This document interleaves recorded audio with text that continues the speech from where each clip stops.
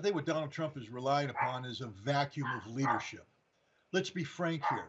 Yes, people are saying no, no, no, no, no, but where were they before this?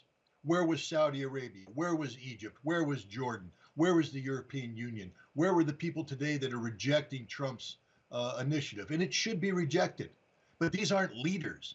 These aren't people who are out there offering their own solutions. There is a vacuum today of leadership when it comes to the situation in the Middle East and indeed around the world. And Trump is a leader. You can agree with him, you can disagree with him, but leadership abhors a vacuum, and Trump moves into that vacuum.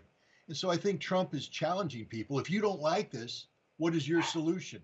Don't say no, because no isn't an answer. Say no, but here.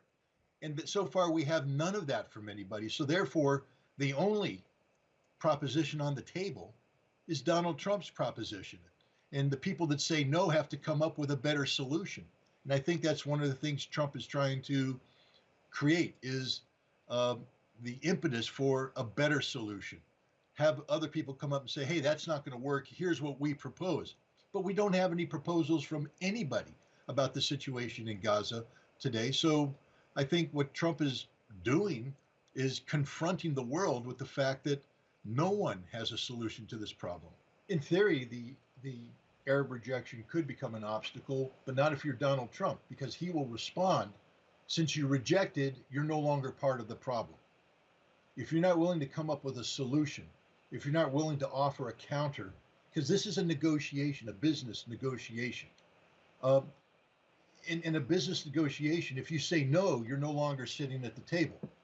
But if you say no, here's my counter proposal, now you have a negotiation. And you have to view Donald Trump from the perspective of a transactional president.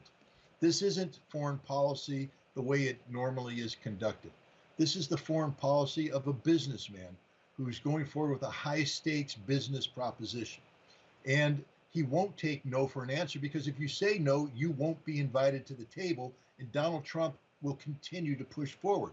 And this is the reality that the world is finding out. When you say no to Trump, he doesn't stop. He goes forward.